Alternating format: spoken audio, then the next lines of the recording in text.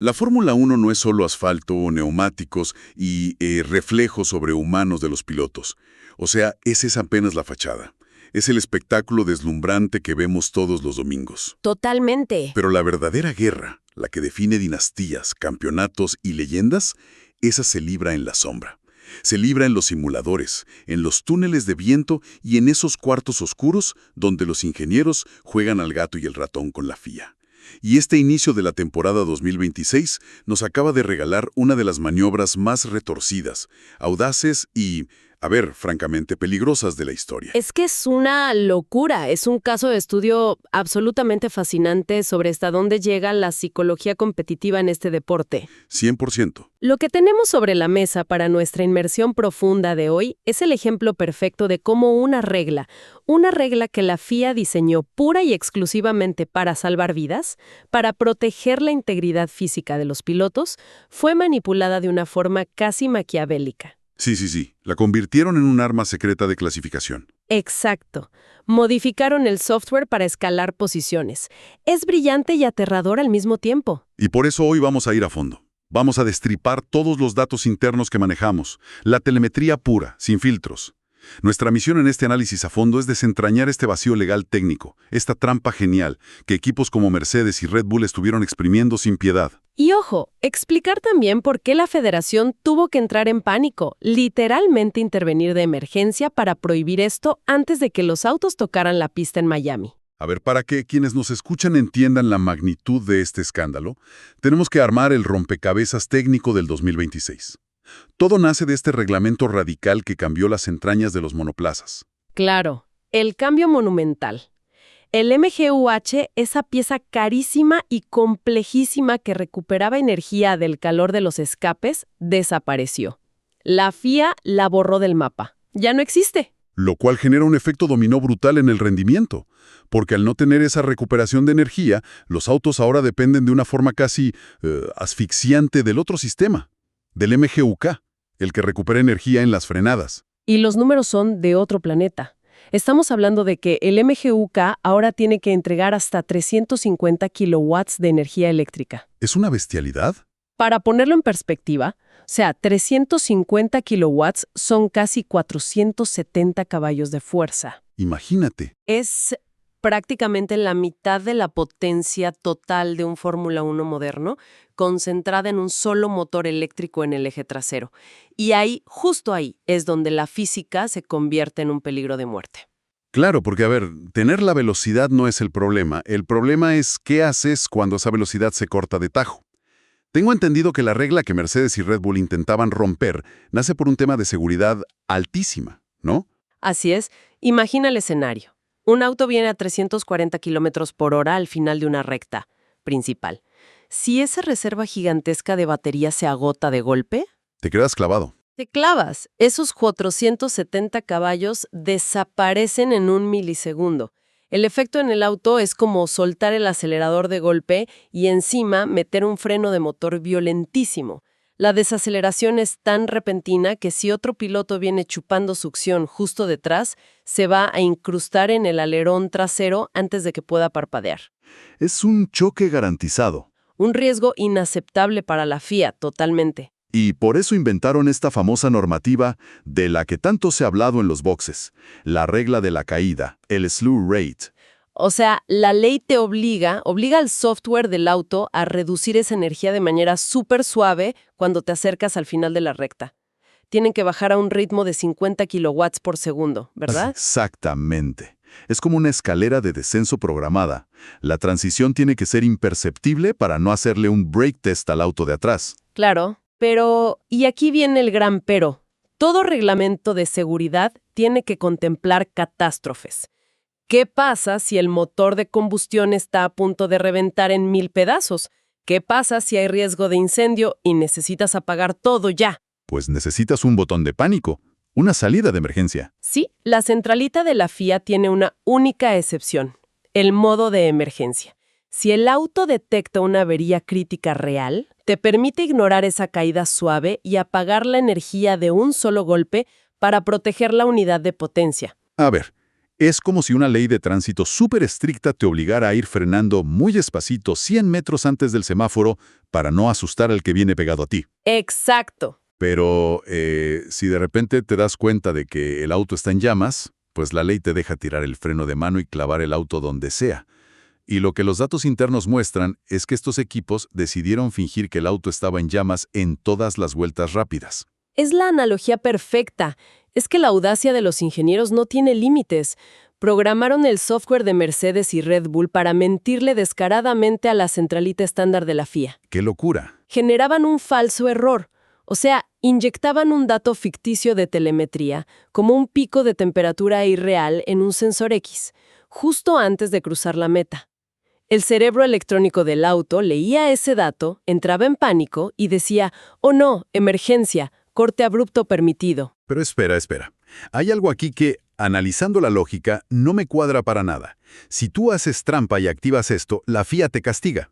O sea, el reglamento tiene un castigo automático por usar el modo de emergencia. El MGUK se bloquea por 60 segundos. Sí, 1 minuto entero castigado. 1 minuto entero sin la mitad de la potencia. O sea, el auto se vuelve un tractor. ¿Cómo demonios es que paralizar tu propio sistema híbrido te va a dar una ventaja? Suena a dispararse en el pie. Es que esa es la brillantez maquiavélica del plan. Ahí está la trampa. Este truco no lo usaban en carrera el domingo. Ah, ok. Era un arma exclusiva para los sábados, solo para las sesiones de clasificación, donde la vida se resume a una sola vuelta lanzada. Ya veo por dónde vas. O sea, el momento de activación no era casualidad. Se activaba justo saliendo de la última curva antes de enfilar a la recta de meta. Cronometría perfecta. Imagina esto. Sales de la última curva en tu vuelta de Q3. Todos los demás equipos empiezan a sufrir la agonizante caída de energía de la regla. Van perdiendo potencia. Sí, se van desinflando. Pero el Mercedes, en ese instante preciso, genera el falso error. Engaña al sistema y mantiene la entrega al máximo absoluto. 0 caída. Empujando con todo hasta cruzar la línea de meta. O sea que les da, qué sé yo, entre 50 y 100 kilovatios extra en esos últimos metros. Hablamos de entre 70 y 130 caballos más rugiendo a máxima capacidad mientras el rival se apaga. Así es. Cruza la meta, marca un tiempazo en la pantalla y ¡pum! 1 milisegundo después el auto entra en la falsa emergencia, se apaga el motor eléctrico y les cae el castigo de los 60 segundos. Pero en ese punto el castigo ya no importa. ¡Claro! El tiempo ya está en el banco. Exactamente. El piloto solo tiene que hacer la vuelta de enfriamiento y regresar como una tortuga a los pits. En carrera sería un suicidio deportivo perder 1 minuto de potencia. Pero un sábado convirtieron una sanción severísima en el simple costo de asegurar una pole position. Es la definición pura de encontrar el punto ciego en la ley. Pero a ver, las acciones en el software tienen consecuencias en la pista.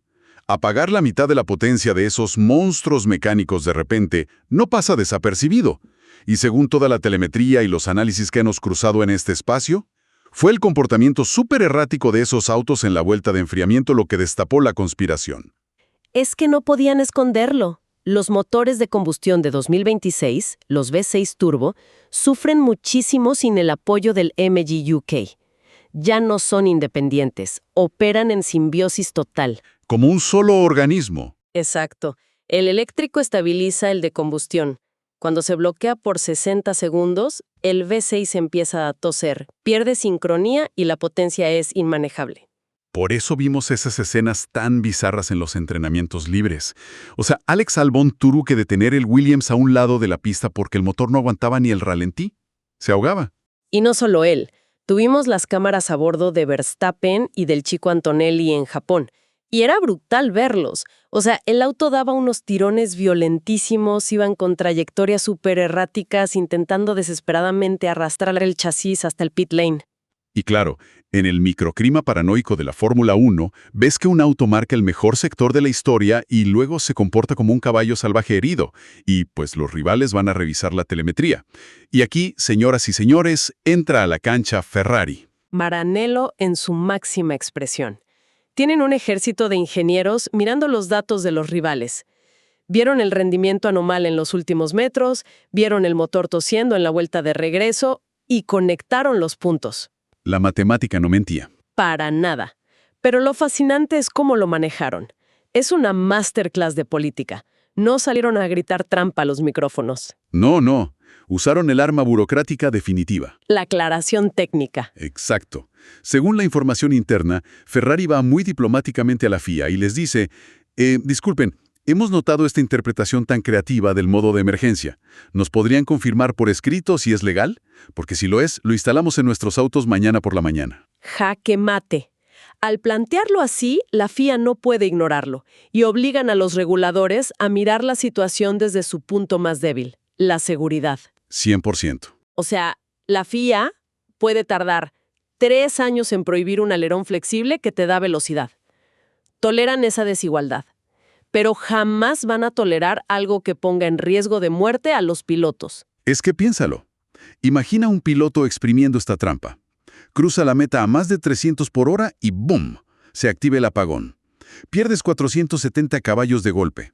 Es como chocar contra una pared de aire. Es un muro invisible. ¿Qué pasa si viene otro auto a medio segundo de distancia abriendo su vuelta rápida? Es una tragedia anunciada. Es ruleta rusa a 300 kilómetros por hora. La FIA lo entendió en un milisegundo.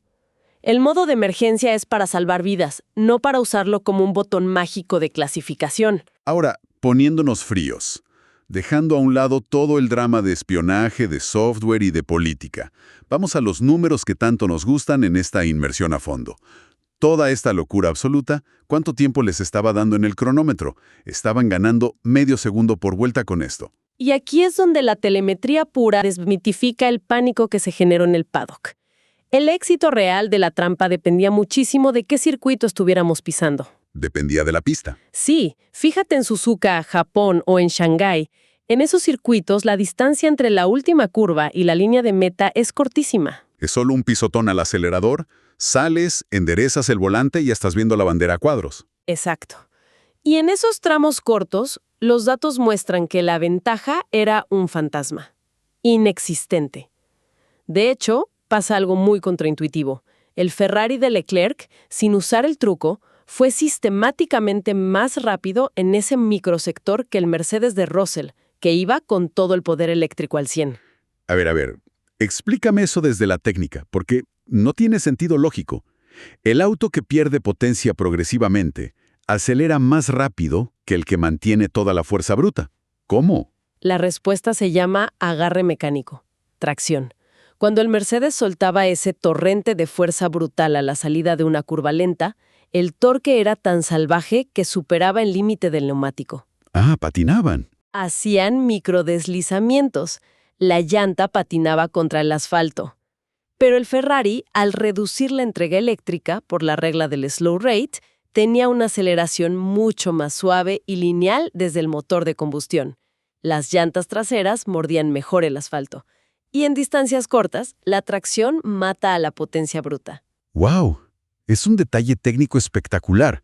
O sea, demuestra que en la Fórmula 1, más caballos no siempre es más velocidad, si no puedes poner esa fuerza en el piso. Así que en China y Japón, esta trampa era más un riesgo tonto que una ventaja. Pero la temporada viaja por todo el mundo. ¿Qué pasó cuando llegaron a pistas con retas larguísimas donde sí puedes exprimir esa aceleración sostenida? Me imagino que ahí la historia es otra. Totalmente opuesta. El mejor ejemplo que analizamos fue Albert Park, en Australia. Es un circuito que exige todo de la unidad de potencia. La distancia desde la salida de la curva 14 hasta la meta es kilométrica comparada con Suzuka. Vas a fondo, exigiéndole la vida a la batería. Y en un tramo así de largo, el patinaje inicial no importa, porque la velocidad punta te compensa todo. Y ahí la telemetría no miente. En Melbourne, Russell le sacó una ventaja clarísima a Leclerc en esos últimos metros. Mientras el Ferrari se desinflaba por la regla, el Mercedes seguía empujando como un tren bala por el falso modo de emergencia. Pero a ver, hablemos de márgenes reales, para no vender humo a quienes nos escuchan. Cuando revisamos en frío todos los tiempos por sector, la ganancia no rompía los relojes. Arriesgaron penalizaciones, arriesgaron el motor y la ganancia se medía en milésimas. Sí, hubo un par de centésimas en el mejor de los escenarios. Jamás hablamos de décimas con pietas. No era un segundo de ventaja. Por eso es importantísimo desmentir el mito. Hay gente que cree que ahora que la FIA prohibió esto, Mercedes y Red Bull se van a hundir. Los datos dicen todo lo contrario, porque esto ni siquiera se usaba los domingos en carrera. Su ritmo dominador viene de ventajas estructurales y aerodinámicas completamente legales. Lo que inevitablemente me lleva a preguntarme algo sobre la naturaleza de esta gente. Si la ganancia era tan microscópica, unas míseras milésimas en pistas muy específicas, con riesgos mecánicos enormes, ¿por qué unos genios de la ingeniería se complican la vida diseñando esto? Porque esa es la esencia, el ADN genético de un equipo multicampeón. Estructuras del nivel de Mercedes o Red Bull no conocen la zona de confort. No existe para ellos. Si tienes el mejor auto, gastas cientos de horas en los simuladores para encontrar agujeros invisibles en el reglamento. Saben que la Fórmula 1 es convergente. Las reglas estables hacen que eventualmente los rivales te alcancen. El colchón de tiempo siempre desaparece. Exacto. Saben que va a llegar ese sábado donde 1/100 de segundo en la recta final será la diferencia exacta entre celebrar la pole position o largar segundos y perder la carrera en la primera curva. Para ellos no es locura, es el costo operativo de mantener una dinastía. Es brutal. Es un nivel de presión insano. Y bueno, todo esto estalló y culminó con el veredicto de la FIA. Las autoridades cerraron el vacío legal de un portazo. Antes de llegar a Miami, cambiaron las reglas del juego y ahora vigilan todo con lupa. La directiva fue súper tajante. A partir de Miami, los comisarios técnicos metieron nuevos algoritmos para analizar la telemetría de todos los autos al cruzar la meta. La regla es clara. Si tu MGUK pasa de 350 kilowatts a 0 de golpe, ignorando la caída progresiva, más te vale tener evidencia física real de que el motor estaba explotando. ¿Y si los datos muestran que fue otro truquito de software disfrazado de emergencia? Las consecuencias son draconianas. No te borran el tiempo de vuelta y ya. Hablamos de penalizaciones graves en la parrilla o exclusiones completas del evento por poner en riesgo la seguridad de la pista. Se acabó la fiesta. El botón de pánico vuelve a ser solo para el pánico real. Y así, damas y caballeros, se cierra un capítulo más en la enciclopedia interminable de la pillería en la Fórmula 1. O sea, es imposible no sentir asombro ante la tenacidad y la audacia de estos ingenieros. Nos recuerda de forma brutal que este deporte se corre a más de 300 por hora en el asfalto, sí, pero las guerras de campeonato se ganan en los códigos de programación, encontrando fantasmas en las reglas. Es el ciclo de la élite. La FIA dibuja una línea roja en el suelo y el ingeniero encuentra matemáticamente cómo pisarla sin cruzarla. Y cuando los descubren, no se rinden. Solo vuelven al laboratorio, prenden las computadoras y buscan el siguiente agujero legal indetectable. 100%.